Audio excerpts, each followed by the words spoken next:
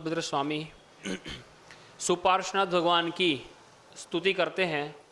उसमें पहला ही श्लोक लिखते हैं, स्वास्थ्यम यदात्यंतिकमेष पुंसा स्वार्थो न भोगा परिभंगुरात्मा तृषोनुसंगा न च ताप शांति रीतितमाख्या। भगवान सुपार्श्व क्या कह रहे हैं? चर्चा तो कर रहे हैं उत्तम सोच की, पर वहाँ पर उत्तम सोच किसको कहा?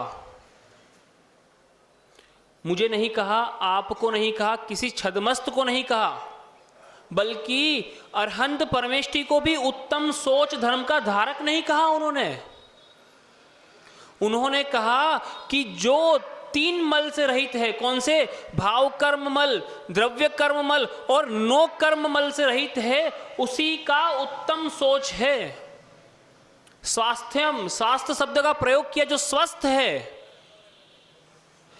जिसमें राग द्वेष नहीं, लोभ नहीं, मायाचारी नहीं, मोह नहीं, क्रोध नहीं, वो स्वस्थ है, वो लोभ रहित सोच से युक्त है, ये कहा।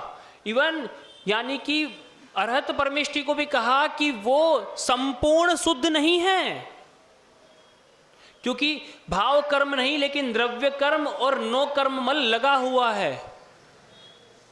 और हम कह रहे हैं कि हम उत्तम सोच धर्म पाल रहे हैं लोभ का त्याग करके। और लोभ जो है वाकई में सबसे आखिरी में जाता है। घातिया कर्मों में सबसे मोहनीय कर्म की जो प्रकृतियां है, उसके अंदर सबसे अंत में जाने वाला जो है, घातिया कर्म के अंतर्गत जो मोहनीय कर्म है, उसकी जो प्रकृतियां है, उसके अंतर्गत सबसे आखिरी में जाने वाला संयमन लोभ, सूक्ष्म सांप्राय कसाय नाम के 10वें गुण स्थान के अंतर्गत तब वो जाता है। और कसायों में भी क्रोध, मान, माया, लोभ, इसीलिए लोभ आखिरी में रखा। क्रोध चला जाएगा, मान चला जाएगा, माया चली जाएगी, लेकिन लोभ इन तीनों को वापस लौटा ले आएगा। लोभ जो है इन तीनों को वापस लौटा ले आएगा, निश्चित समझिएगा। इसीलिए लोभ को पाप का बाप कहा गया है। कहने को सबसे आखिरी में जाता है, क्योंकि सेनापति है ना, एक सेनापति अनंतानुबंधी आगे चला गया और ये एक सेनापति आखिरी वाला, वो तो पीछे लगा हुआ ही है, जाने नहीं देगा आसानी से। इसीलिए स्वास्थ्यम शब्द का प्रयोग हुआ भगवान के लिए, सिद्ध परमेष्ठी भगवान के लिए, तीन लोक के नाथ के लिए, जो तीन लोक के शिखर पर विराजमान है, ऐसे सिद्ध परमेष्ठी भगवान के लिए अशरीरी के लिए स्वास्थ्य शब्द का प्रयोग हुआ, स्वस्थ शब्द का प्रयोग हुआ। आपके लिए नहीं हुआ कि आज मुझे कोई रोग नहीं है शरीर में इसलिए मैं स्वस्थ हूं। डॉक्टर ने कह दिया आपको कोई रोग नहीं, आप नहीं भैया, तू काहे का स्वस्थ है? स्वस्थ तो वही है, स्वस्थ तो केवल सिद्ध परमेष्ठी भगवान है, संपूर्ण स्वस्थ, कि आगे किसी भी प्रकार से रोगी होने का कोई चांस ही नहीं है। कोई प्रकार से कोई बीमारी उनको आके लग नहीं सकती, अशुद्धता आ नहीं सकती, एक पॉइंट भी नहीं, 100%। कैसे? 24 टंच के सोने के समान। सोने में तो हम लोग अशुद्धि मिला सकते हैं, लेकिन उनको तो चाह के भी कोई अशुद्धि नहीं मिला सकता, ऐसे सोच धर्म के धारी है वो तो। और हम अपने आप को कहते हैं हमने स्नान कर लिया, नहा लिया, सुबह में दातुन करके आ गए, बाल बना के आ गए, तेल लगा के, और अपने आप को सोच धर्म का साधारी कहते हैं। आप लोग विचार करें, जो चर्म के ऊपर काम करता है उसको आप लोग क्या कहते हैं?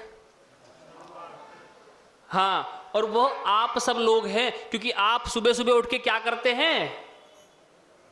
उसी के लिए कार्य करते हैं ना। और आप अपने आप को सोच धर्म का प्राप्ति के लिए मानते हैं, सोच धर्म का कार्यकारी मानते हैं। सोच धर्म के लिए तो ये लगे हुए हैं 20 वर्ष से, 50 वर्ष से आचार्य विद्यासागर लगे हुए हैं, जिन्होंने इस चर्म के ऊपर ध्यान नहीं दिया, दांतों को धोया नहीं, चेहरे को कभी धोया नहीं, बाल कटवाए नहीं, वो सोच धर्म का पालन कर रहे हैं। आप थोड़ी कर रहे हैं, आप तो सब। और ये निश्चित समझिएगा कि जो दूसरे के लिए शुद्धि करता है उसको स्नान करना पड़ता है, और जो स्वयं के लिए करता है, स्वयं यानी जीव, आत्मा, और दूसरा यानी, और वो किसके लिए कर रहे हैं, ये किसके लिए कर रहे हैं, स्वयं के लिए, स्वयं की शुद्धि के लिए। अपने पास से जो 3 कर्म मल है उसको दूर करने का प्रयास कर रहे हैं। वो आपकी तरह शरीर का मल साफ करने का प्रयास नहीं कर रहे। अरे है तो है, वैसे भी कहा गया ना, देह परस्ते होए अपावन, निस्दिल मलजारी। विचार करें। चलिए एक बहुत अच्छा उदाहरण देता हूं। कोई वस्तु बाजार में, मिठाई 500 रुपए किलो थी। कितने की थी? 500 रुपए किलो। अब क्या करा आपने, केवल और रख दी वापस। अब कितने की हो गई? क्यों? आपने तो सुबह स्नान किया था, मंजन किया था, इत्र लगाया था, तेल लगाया था बालों में, फिर वो 500 रुपए की मिठाई 0 की कैसे हो गई? कहे मुझसे, 0 की कैसे हो गई? झूठी हो गई। शरीर तो आपने सुबह में साफ किया था, दातुन किया था, मुंह में क्लोजअप किया था, कोलगेट किया था, पतंजलि का कर रहे थे आप लोग सब। झूठी हो गई। ये क्या बात हुई? वो 500 रुपए के कोई 5 पैसे भी नहीं देगा अब तुम्हें। गजब हो गया भैया। और आप इसको चमका रहे इतने सालों से, इसी की सफाई में लगे और सोच धर्म मना रहे हैं। बताएं मुझे, ये भी लोभ है अपने शरीर का। ऐसा होता है सोच धर्म। सोच धर्म के लिए धोबी बनना पड़ता है। कौन सा धोबी? वो धोबी घाट पे जाके कपड़े धोए वो वाला धोबी नहीं। क्योंकि हमारे वहां 2 प्रकार के शूद्र कहे गए, एक प्रशस्त और एक अप्रशस्त। अप्रशस्त जो दरवाजे तक आता है, और प्रशस्त जो आपके घर तक आता है। पर हम जिस धोबी की बात कर रहे हैं उसको तो आप चौके तक लेके जाते हैं कि वो घर में आएगा तो हमारा घर शुद्ध हो जाएगा। वो धोबी बनना पड़ेगा। आप उस धोबी को समझ रहे हो तो वो तो कपड़े का मेल धोता है, जैसे आप धोते हो वैसे वो धोता है। जो दूसरे का मेल धोता है वो तो शूद्र कहलाता है। तो आप सब क्या है, विचार करें। अब सोच धर्म कहां से आएगा? जो दूसरे का मेल धोता है, दूसरे का मल धोता है, वो शूद्र कहलाता है। तो अब आप क्या कर रहे हैं वो आप स्वयं विचार कीजिए। इस शरीर के श्रृंगार में लगे हैं, शरीर का मल धो रहे हैं, शरीर को श्रृंगार रहे हैं। प्रयास करना जाके मिठाई का, कभी वो 500 रुपए वाली मिठाई का। विचार करें हमारी स्थिति क्या है, हम क्यों अटके हैं, कहां अटके हैं और क्या करना चाह रहे हैं। अगर एक दिन नहीं नहाए तो अरे यार आज तो बड़ी आकुलता है, शरीर चिपचिपा सा हो रहा है, पसीना उतर रहा है। यह सोच धर्म है क्या? स्नान करना सोच धर्म बिल्कुल नहीं है। आत्मा को 5 व्रतों से लिप्त करना, 5 व्रतों से स्नान कराना, यह सोच धर्म है। जहां पर कषायों की हानि हो, पापों का निग्रह हो, वो सोच धर्म है। शरीर को स्नान कराना यह सोच धर्म नहीं है। बिल्कुल हो ही नहीं सकता, 3 काल में नहीं हो सकता। और लोभ पाप का बाप बखाना, फिर भी आप लोग कितना लोभ करते हैं वो आप स्वयं जानते हैं सब लोग।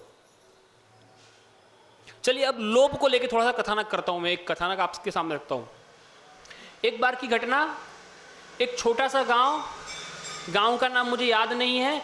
गांव के अंदर रेलवे स्टेशन के ऊपर एक ट्रेन आकर रुकी। एक व्यक्ति गाड़ी में से उतरा और स्टेशन मास्टर की केबिन के अंदर गया, और वो केबिन में जाकर स्टेशन मास्टर से कहता है कि बाबूजी मुझे गांव में जाना है। बोले गांव में जाना तो है, लेकिन गांव में जाने के लिए भी कोई व्यवस्था नहीं है, रात का समय है। अरे बोले मैं कैसे रहूँगा? बोले मेरे पास 2 लाख रुपए हैं,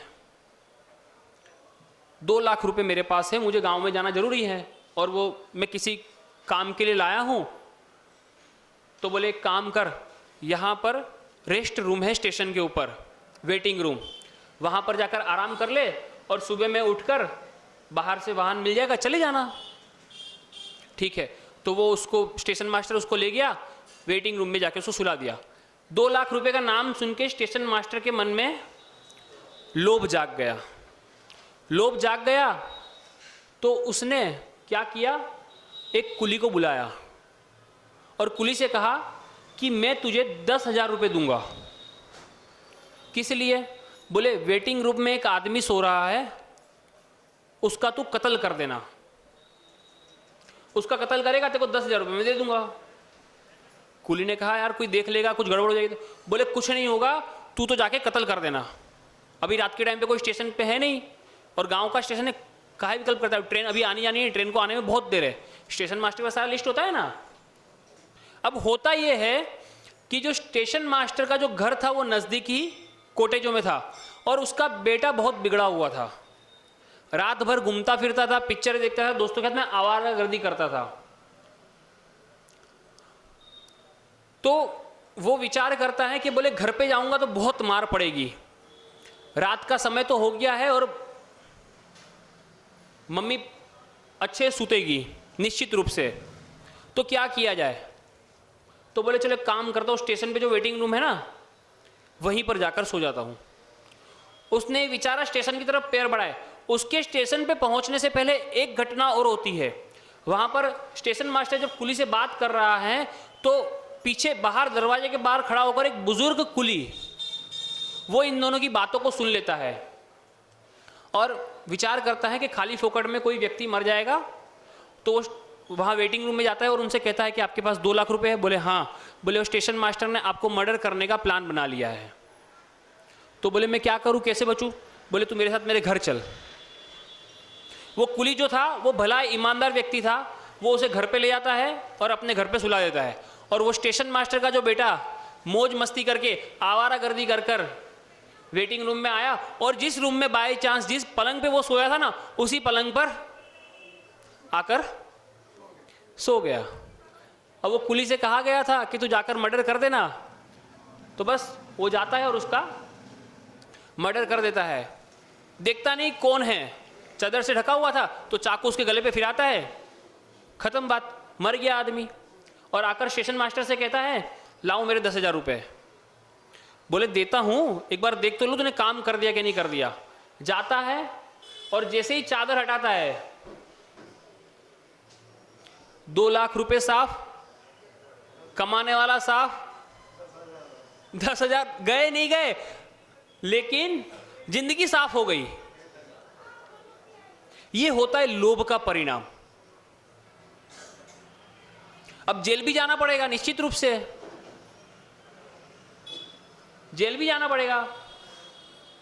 ये करते हैं हम लोग लोभ के अंदर, इसीलिए लोभ को पाप का बाप कहा गया, बाप का पाप कहा गया, या पाप का बाप कहा गया, जो भी है। ये करते हैं हम लोभ के अंतर्गत होकर। हमारे मन में किसी के प्रति दया भावना बची नहीं है, क्योंकि सम्यक दृष्टि होता तो वहां पर अनुकंपा होती। अनुकंपा होती तो किसी के प्रति दया भाव होता कि निखालस रूप से उसकी दया करता कि भैया तू ठीक है व्यवस्था कर ले अपनी। पर अनुकंपा नहीं थी, वो पैसे का 2 लाख रुपए का लोभ था, उसके चक्कर में उसने उसको वेटिंग रूम में रुका दिया। हम विचार करें हमारी स्थिति क्या है, और हम सोच धर्म बना रहे। हम भी चाहते हैं दूसरे का हड़प ले, क्योंकि अपनी थाली में हमेशा घी कम नजर आता है। निश्चित समझिएगा, तभी आचार्यों ने परिग्रह परिमाण व्रत दिया है श्रावकों के लिए, और साधुओं के लिए परिग्रह महाव्रत, परिग्रह का त्याग करने वाला महाव्रत, अपरिग्रह व्रत दिया है। परिग्रह परिमाण कर लिया, यानी कि जो प्राप्त है उसके बाहर नहीं करेगा, जो मर्यादा बने, और जितना प्राप्त है उसमें भी अब आसक्ति घटाएगा, लोभ कम करेगा। प्रकर्ष प्राप्ता लोभ निवृत्ति ही शौचम। जो प्रकृष्ट प्राप्त है उसके अंदर भी लोभ की निवृत्ति करना ही शौच धर्म है।